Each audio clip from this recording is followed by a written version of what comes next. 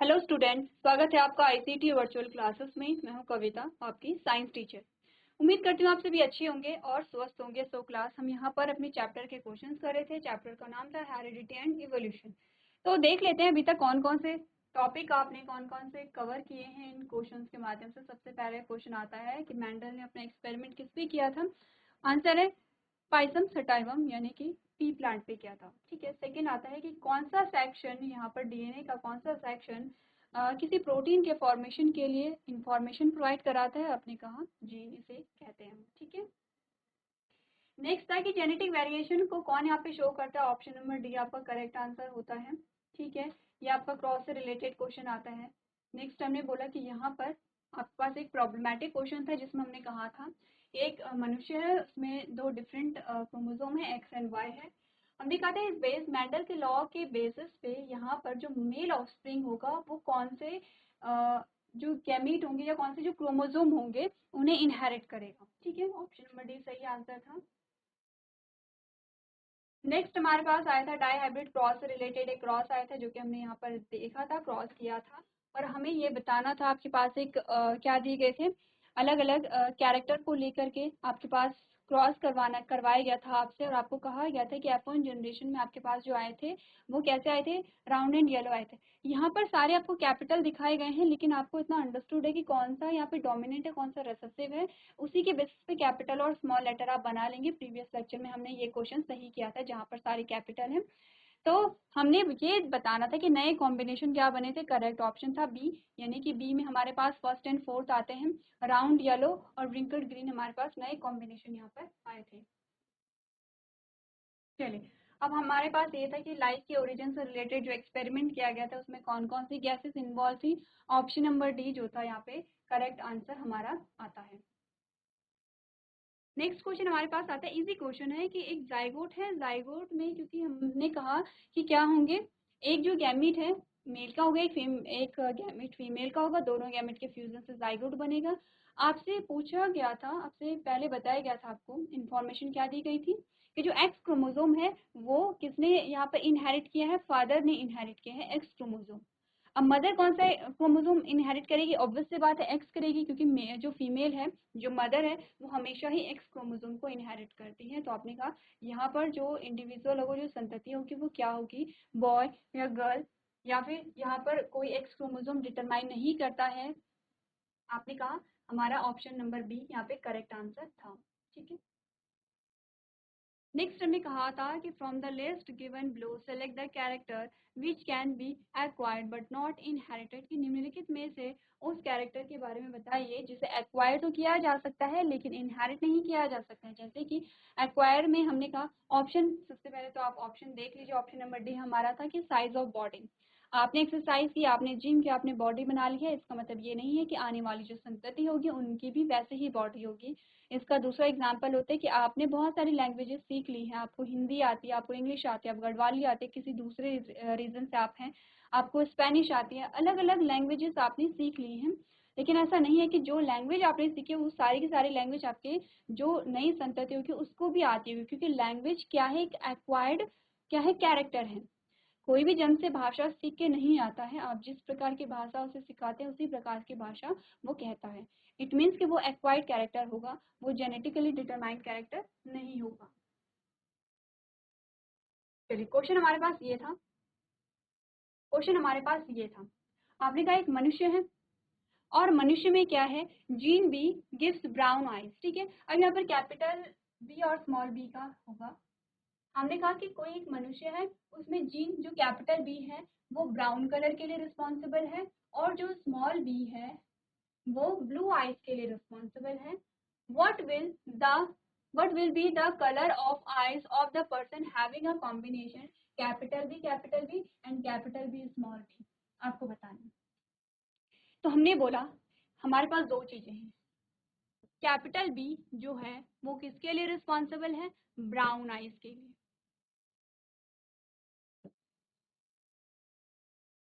और small B जो responsible है ये कौन सी है, ब्लू आइज के लिए। क्योंकि हम जानते हैं कि जीन हमेशा पेयर में रहते हैं तो हम इसे इस प्रकार से दिखा सकते हैं। ठीक है।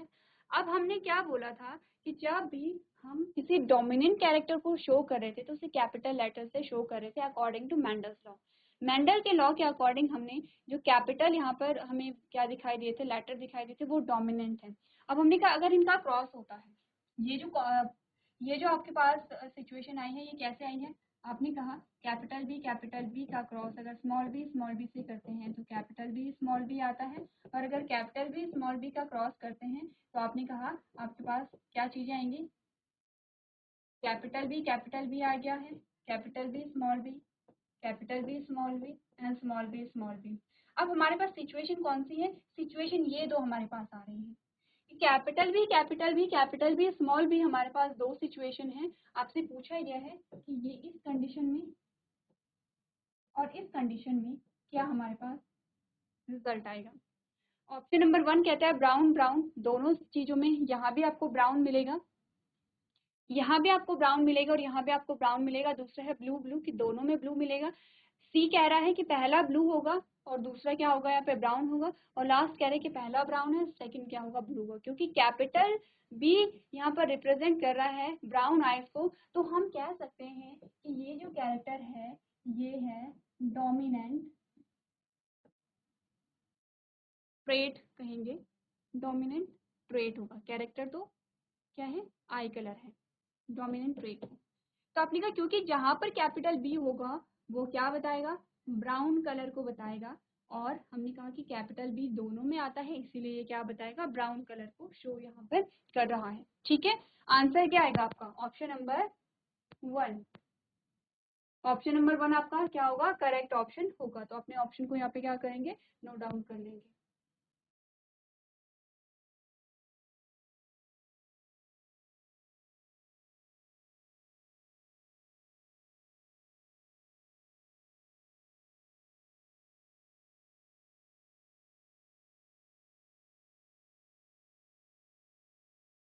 चलिए नेक्स्ट क्वेश्चन देखते हैं कि अगला जो प्रश्न हमारे पास आता है उसमें से क्या पूछा गया है। चलिए आपके पास फिर से जो क्वेश्चन है वो क्रॉस से रिलेटेड क्वेश्चन है, यानी कि लॉ से जो रिलेटेड क्वेश्चन है। In pea plant yellow seed are dominant to green seed. अब ये बात हमें पता है कि जो येलो सीड हैं वो डोमिनेंट है, वो प्रभावी है किसके लिए, यहाँ पे ग्रीन सीड के लिए, यानी कि हरे रंग के लिए प्रभावी है। If a heterozygous yellow seeded plant is crossed with a green seeded plant, what ratio of yellow and green seeded plant would you expect in F1 generation? चलिए हमने बोला यहाँ पर जो येलो कलर है वो डोमिनेंट है और जो ग्रीन सीड है वो क्या है, रेसेसिव होगा, ये हमें पता है। आपको जो क्वेश्चन दिया गया है वो यहाँ से कि हेटेरोजाइगस येलो। अब होमोजाइगस येलो का मतलब है कैपिटल वाई एंड हेटेरोजाइगस का मतलब है कैपिटल वाई स्मॉल वाई। आपने कहा heterozygous yellow seeded plant is crossed with a green seeded plant. अब हमने कहा कि हमें ये तो हमें क्या है, होमोजाइगस है, ये क्या है, होमोजाइगस है, और ये क्या है, हेटेरोजाइगस है। हमें पूछा ये गया है कि जब यहाँ पर हेटेरोजाइगस येलो का क्रॉस किसके साथ होता है, ग्रीन सीडेड प्लांट के साथ होता है, तो फिर हमारे पास क्या रिजल्ट आता है, F1 जनरेशन में क्या रिजल्ट आएगा। या फिर हमने कहा व्हाट रेशियो में से पूछा गया कि what ratio of yellow and green seeded plant would you expect in F1 generation. अब हम कहेंगे कि हमें येलो के लिए तो हमें कंडीशन बताई गई थी कि हेटेरोजाइगस कंडीशन है, तो ग्रीन के लिए हमें कंडीशन नहीं बताई गई है, तो हम कैसे यहाँ पर जो ग्रीन पेरेंट है उसे लेते हैं। क्योंकि हमें ग्रीन सीडेड प्लांट नाम दिया गया है, इट मीन्स कि ग्रीन जो यहाँ पे कैरेक्टर होगा, क्योंकि वो रेसेसिव है, क्योंकि वो अप्रभावी है, और वो तभी यहाँ पर एक्सप्रेस होगा जब वो होमोजाइगस कंडीशन में होगा। तो ये अंडरस्टूड है, ये क्या होगा, अंडरस्टूड होगा, क्योंकि अगर हेटेरोजाइगस कंडीशन आती है तो ये कंडीशन है। ठीक है, तो हमने कहा रेसेसिव पेरेंट अपने आप को तभी एक्सप्रेस करता है जब यहाँ पर वो होमोजाइगस कंडीशन में होगा। तो क्योंकि यहाँ पर होमोजाइगस है, हेटेरोजाइगस नहीं लिखा था, इट मीन्स कि ये अंडरस्टूड था। इसीलिए आपको पहली लाइन क्या बताई गई है, in pea plant yellow seeded seeds are dominant to green seeds. पहले सेंटेंस में आपको यही बोला गया है कि जो पीला बीज था, वो जो पीला कलर है वो प्रभावी है, वो डोमिनेंट है किसके लिए, आपने कहा हरे बीज के लिए, ग्रीन कलर के लिए। अब हेटेरोजाइगस येलो हमने लिया है और उसे क्रॉस कराया गया है होमोजाइगस येलो से, तो क्या रिजल्ट आएगा? तो इजी है, बहुत इजी क्वेश्चन है। क्रॉस कीजिए और रिजल्ट को देखिए। आपने कहा ये है इस प्रकार से, चलिए ये तो है पेरेंट, ठीक है। आप ध्यान दीजिए ये मोनोहाइब्रिड क्रॉस है या डाई हाइब्रिड क्रॉस है? तो मोनोहाइब्रिड है, क्योंकि हम सिर्फ कलर को ले रहे हैं, सीड के कलर को ले रहे हैं, सीड के शेप को नहीं लिया गया है। तो क्या बनेंगे यहाँ पर? गैमीट बनेंगे इस प्रकार से, ठीक है। अब जब गैमीट बने तो ये आएगी F1 जनरेशन। आपने कहा ये हुआ capital Y small Y, capital Y small Y, small Y small Y, small Y small Y. कितनी संतति आपके पास आई है? टोटल 4 संतति आपके पास आई है, ठीक है। 4 संतति आपके पास आई है। चारों संतति में अगर हम कैरेक्टर को लिखेंगे तो हमने क्या बोला? येलो सीड पहला क्या होगा? येलो सीड है। दूसरा क्या होगा? येलो सीड है। तीसरा क्या होगा? ग्रीन सीड है। और चौथा क्या होगा? ग्रीन सीड है, ठीक है। क्लियर है? तो हमारे पास रिजल्ट कुछ ऐसे है, capital Y small Y yellow, capital Y small Y yellow, small Y green, small Y green, ठीक है। इस बात से हम ये समझे कि हमारे पास टोटल आए 4 संतति। 4 में से जो 2 संतति थी वो तो कैसी थी? येलो थी, वो येलो सीड वाली थी, पीले बीज वाली थी, ठीक है। और जो 2 संतति हमारे पास आई थी वो कैसी थी? ग्रीन सीड वाली थी, हरे बीज वाली थी। कैसी थी वो? हरे बीज वाली थी, ठीक है। इट मीन्स आधे क्या थे? बराबर हैं। आधे कैसे हैं? येलो हैं, आधे कैसे हैं? ग्रीन है। तो ऑप्शन में देखिए रेशियो हमारे पास क्या आएगा? आपने कहा 9:1 आएगा, या 3:1 आएगा, या 1:3 आएगा, या 50-50% में यहाँ पर क्या हो रहा है आपको देखने को मिल रहा है। तो ऑब्वियस सी बात है, इजी क्वेश्चन है कि हमारे पास टोटल 4 है, 4 में से 2 येलो सीड वाले प्लांट है और 2 ग्रीन सीड वाले प्लांट है।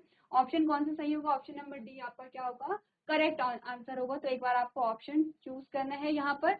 और अगर आप प्रैक्टिस कर रहे हैं तो आप क्रॉस करेंगे, ठीक है, क्योंकि जितनी आप प्रैक्टिस करेंगे उतनी जल्दी आप एग्जाम में क्या करेंगे? क्रॉस करके अपना आंसर देख सकते हैं।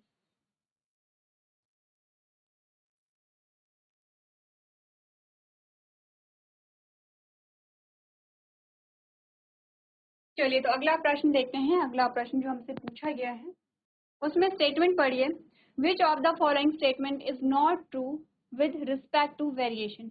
कि वेरिएशन या विविधता के संबंध में निम्नलिखित में से कौन सा कथन यहाँ पर असत्य है, यानी कि वो सत्य नहीं है, ठीक है। पहला जो हमारे पास स्टेटमेंट आता है उसमें आपसे क्या कहा गया है? All variation in species have equal chances of survival. कि जितने भी वेरिएशन होते हैं, जितनी भी विविधताएं होती हैं, उनमें जो सर्वाइव करने के जो चांसेस होते हैं, जो स्पीशीज है, स्पीशीज के जो ऑर्गेनिज्म है, उनमें सर्वाइव करने के जो चांसेस होते हैं वो इक्वल होते हैं, बराबर होते हैं, जितनी भी वेरिएशन होती है, ठीक है। सेकेंड हमने कहा change in genetic composition result in variation. कि अगर जेनेटिक मटेरियल में, जेनेटिक कंपोजिशन में कोई चेंज आए तो वो वेरिएशन को जन्म दे सकता है, ठीक है। दूसरा कह रहा है। तीसरा selection of variants by environmental factors form the basis of evolutionary process. आपने कहा कि यहाँ पर इन्वायरमेंटल फैक्टर्स क्या करते हैं? यहाँ पर सिलेक्शन करते हैं वेरिएंट्स का, यानी कि इन्वायरमेंट में, सिंपल सी बात है, आपको ये स्टेटमेंट ये कह रही है इन्वायरमेंट में चेंजेस होते हैं और उन चेंजेस की वजह से आपने कहा कि यहाँ पर क्या आती है? विविधता आती है, जो कि यहाँ पर इवोल्यूशनरी प्रोसेस को जन्म देती है, यानी कि यहाँ पर क्या होगा? इवोल्यूशन होगा, ठीक है। और लास्ट कहता है variation is minimum in asexual reproduction. कि अलैंगिक जनन में जो यहाँ पर वेरिएशन होता है, विविधता होती है, वो निम्नतम होती है, यानी कि कम, बहुत कम चांसेस यहाँ पर होते हैं। अब आपको ऑप्शन कौन सा चूज करना है? जो असत्य है, जो कि गलत है यहाँ पर, इसके लिए आपको पता होना चाहिए कि कौन सा ऑप्शन यहाँ पर सही है, ठीक है। तभी आप पता कर पाएंगे कि कौन सा कथन क्या है, असत्य है। ऑप्शन नंबर डी से स्टार्ट करते हैं। ऑप्शन नंबर डी से स्टार्ट करते हैं और हमें कहा गया है कि यहाँ पर अलैंगिक जनन में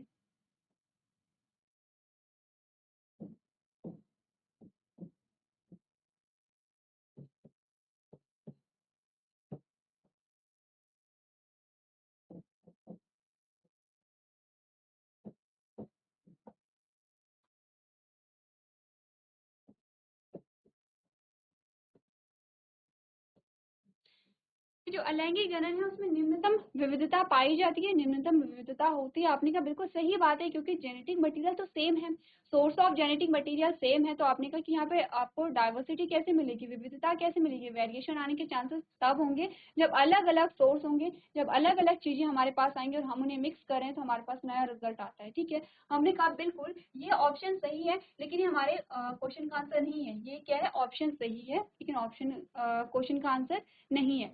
पहले हम वो पॉइंट्स देखेंगे जो सही है, उसके बाद लास्ट में हमारे पास जो ऑप्शन बचता है वही क्या होगा, गलत होगा। ऑप्शन नंबर सी कहते हैं कि सिलेक्शन ऑफ वेरिएंट्स। वेरिएंट्स का मतलब है जिनमें वेरिएशन हुई है, जो जिनमें वेरिएशन हुई है, selection of variants bye environmental factor form the basis of evolutionary process. कि जो इवोल्यूशनरी प्रोसेस होती है, जो यहाँ पर इन्वायरमेंटल फैक्टर यानी कि जो आपके वातावरणीय जो कारक होते हैं, दोनों कारक आते हैं।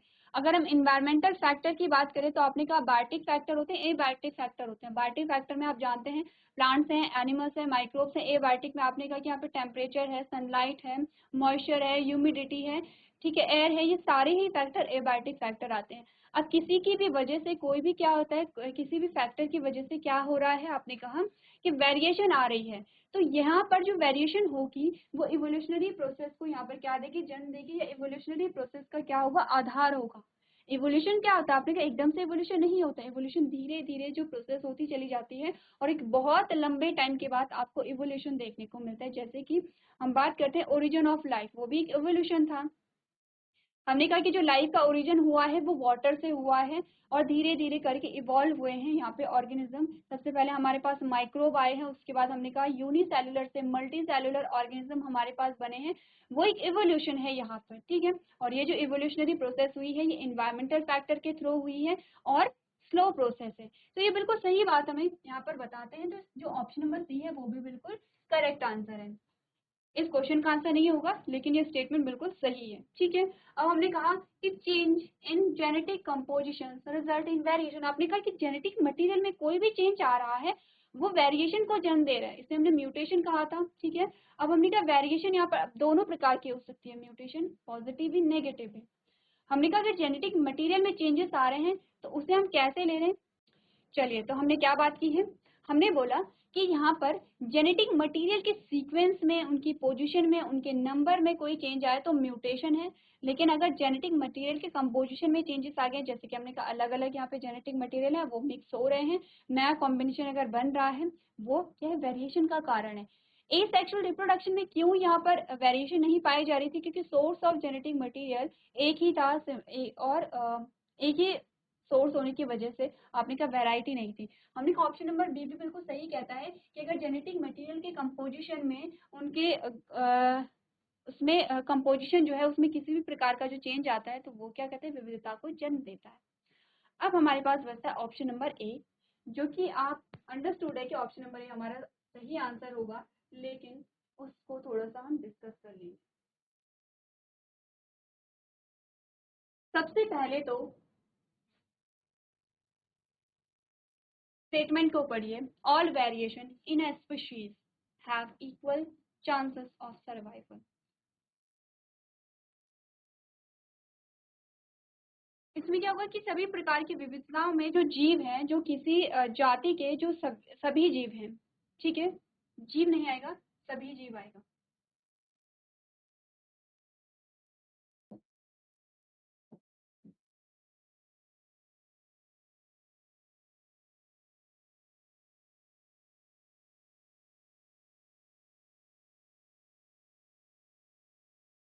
सभी प्रकार की विविधताओं में सभी जीव समान रूप से खुद को जीवित रख पाते हैं।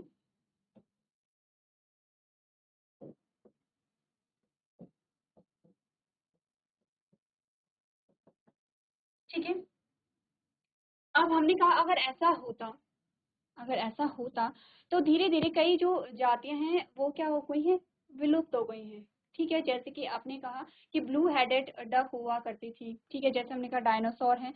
तो अगर यहाँ पर ऐसा होता कि सभी प्रकार की विविधताओं में उस स्पीशीज के सभी जो जीव हैं वो समान रूप से सरवाइव कर पाते या समान रूप से खुद को जीवित रख पाते, तो हमने कहा कि कोई भी जो स्पीशीज है वो इस प्रकार से विलुप्त नहीं होते, उसका अस्तित्व खत्म नहीं होता।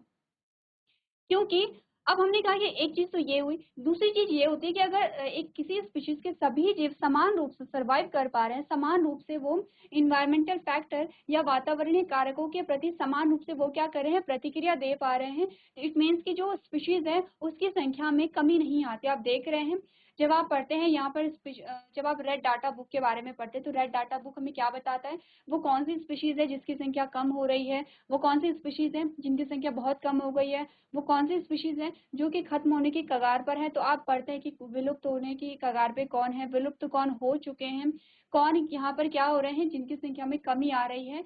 तो ये सारी चीजें ना होती, ठीक है, क्योंकि ये सारी चीजें हो रही हैं इसका मतलब क्या है, सारे जीव किसी भी इन्वायरमेंटल फैक्टर के प्रति समान रूप से प्रतिक्रिया नहीं देते हैं। तो आप कह सकते हैं कि जो सभी स्टेटमेंट क्या कह रही है कि सभी प्रकार की विविधताओं में सभी जीव समान रूप से खुद को जीवित रख पाते हैं या समान रूप से क्या करते हैं, वातावरणीय घटकों के प्रति प्रतिक्रिया देते हैं। या फिर इससे अच्छा स्टेटमेंट क्या होता, इससे अच्छा स्टेटमेंट ये हो सकता है कि सभी प्रकार की विविधताओं में सभी जीव समान रूप से वातावरणीय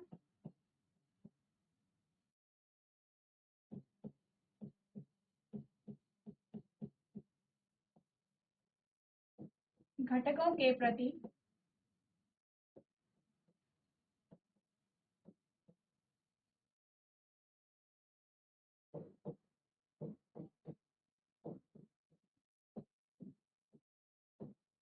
प्रतिक्रिया देते हैं।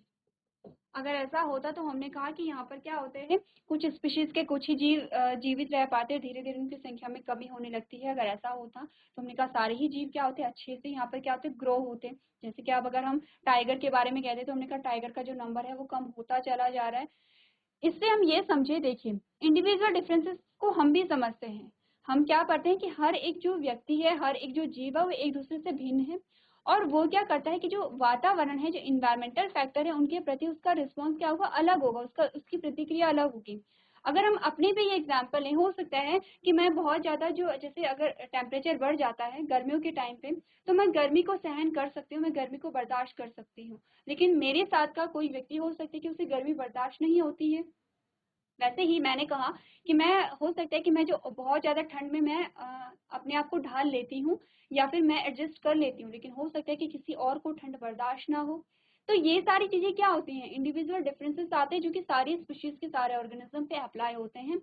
समान रूप से जो जीव है वो प्रतिक्रिया नहीं देते हैं, कुछ ऐसे होंगे कि जो सरवाइव कर जाएंगे, कुछ ऐसे होंगे जो सरवाइव नहीं कर पाते हैं। तो इसीलिए आपके क्वेश्चन का सही आंसर होगा ऑप्शन नंबर ए, जो कि क्या होगा, हमें किसके बारे में, हमें यहाँ पर वेरिएशन के बारे में क्या देता है, गलत कथन को देता है। तो क्या ऑप्शन होगा, ऑप्शन नंबर ए आपका बिल्कुल सही आंसर होगा।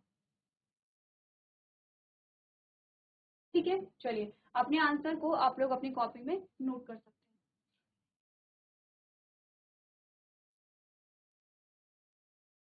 चलिए, सो क्लास हमने कुछ क्वेश्चन आंसर्स को डिस्कस किया है। आई होप इन क्वेश्चन के माध्यम से आपका जो चैप्टर है वो क्लियर यहाँ पर हुआ होगा। तो आज के सेशन में हम इतना ही करेंगे। अभी तक क्लास में बने रहने के लिए आपका धन्यवाद।